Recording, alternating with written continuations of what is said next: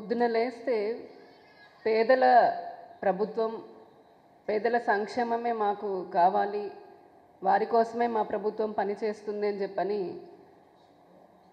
Buildup batch ఏదైతే ఉందో చెప్తున్నటువంటి బిల్డప్ బ్యాచ్, ఆ వైసీపీ బ్యాచ్ నిజంగా పేదల కోసం ఏం చేసింది? వారి కడుపు కొట్టడం, వారి ఉసురు తీసుకోవడం తప్పితే పేదల సంక్షేమం కోసం చేసిందేమీ లేదు. పత్రికల్లో మటుకు కోట్ల రూపాయలతో ప్రకటనలు ఇచ్చుకుంటూ ఉంటారు. మహిళల పక్షపాతి నేను అని చెప్తూ ఉంటాడు జగన్మోహన్ రెడ్డి గారు. మహిళల పక్షపాతం చెప్పుకోవడానికి కూడా ఏమాత్రం అర్హత లేనటువంటి పార్టీ ఈ రోజున వైసీపీ. కనీసం ఆ మాట అనే హక్కు కూడా వాళ్ళకి లేదు. ఎందుకంటే సొంత ఇంట్లో ఉన్నటువంటి వారి ఆడపడుచులకే కనీసం సమాధానం కూడా చెప్పనటువంటి స్థితిలో ఉన్న పార్టీ, ప్రభుత్వం ఇక రాష్ట్రంలో ఉన్న మహిళలకి ఏం న్యాయం చేస్తుంది? వారికి ఏం సంక్షేమాన్ని, అభివృద్ధిని అందిస్తుంది? ఒక పక్క కేంద్ర ప్రభుత్వం ప్రవేశపెట్టేటటువంటి పథకాలలో 60% మహిళలే హక్కుదారులాగా ఉన్నారు. అది ఇళ్ళకు సంబంధించిన ఇల్లు అయినా, గ్యాస్ అయినా, ఏదైనా సరే వారికి ఇచ్చేటటువంటి ప్రతి పథకంలో కూడా మహిళల్ని హక్కుదారులాగా చేస్తున్నారు నరేంద్ర మోదీ గారు, భారతీయ జనతా పార్టీ ప్రభుత్వం. ఈ రాష్ట్రంలో వచ్చేటప్పటికి ఆ మహిళలకు ఉన్నటువంటి హక్కులు కూడా పూర్తిగా కాలరాస్తూ, ఉదాహరణకి ఇళ్ళని చూద్దాం. ఈ రాష్ట్రంలో 33,000 కోట్ల రూపాయలతో 24 లక్షల ఇళ్ళని పేదల కోసం, మధ్యతరగతి వారి కోసం నిర్మిస్తోంది కేంద్ర ప్రభుత్వం. అందులో ఇళ్ళని పూర్తి చేసి గృహప్రవేశం కూడా చేసుకోనివ్వకుండా అడ్డుపడుతోంది జగన్ ప్రభుత్వం.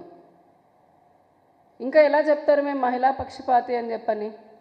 ఒక డ్వాక్రా మహిళల్ని చూడండి, అలాగే మహిళల పైనటువంటి పెరుగుతున్న అత్యాచారాలు చూడండి, ఆశా అంగన్వాడీ వర్కర్లను చూడండి.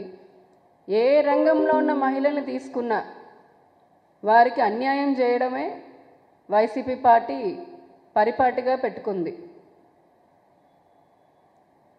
డ్రగ్ కల్చర్ పెరిగిపోయింది, విచ్చలవిడి మద్యం ఏర్లై పారుతోంది. దీనిపైన కనీస స్పందన ఉండదు. అదేమని ప్రశ్నిస్తే రాజకీయ పార్టీలపైన, ప్రధాన ప్రతిపక్షాలపైన, సామాన్యులపైన కేసులు పెట్టి మళ్ళీ క్యారెక్టర్ అసాసినేషన్ చేసి వారిపైన బురద చల్లుతూ ఉంటారు ఈ బిల్డప్ బ్యాచ్. పొద్దున లేస్తే ఒకటే బిల్డప్. మేము లేకపోతే ఇంక ఈ రాష్ట్రంలో ప్రజలకి ఏమీ దిక్కు లేదన్న స్థాయిలో ప్రజల్ని మోసం చేస్తూ, వారి సామర్థ్యాలను, ఏవైతే వారి శక్తి సామర్థ్యాలను పూర్తిగా నీరుగారుస్తూ, వారిని పని చేసుకున్నటువంటి వ్యవస్థలో ఉంచేస్తున్నారు. మాకు అర్థం కాని విషయం ఒకటి ఏంటంటే, మొన్న కొంతమంది ఐపీఎస్ అధికారులని అలాగా ఎలక్షన్ కమిషన్ బదిలీలు చేయడము, కొంతమందిని అంతకుముందు తిరుపతి బై ఎలక్షన్లో చేసిన అక్రమాలకి సస్పెండ్ చేయడం కూడా జరిగింది. అధికారులకి ఎంత సంయమనం ఉండాలి? అందులోనే ఎన్నికల కోడ్ వచ్చిన తర్వాత కలెక్టర్లు, ఎస్పీలు లాంటి అధికారులే, చీఫ్ సెక్రటరీ కానివ్వండి, మిగతా అందరూ ఐఏఎస్లు, ఐపీఎస్లు వీళ్ళే ఎన్నికలని సమర్థంగా నిర్వహించాలి.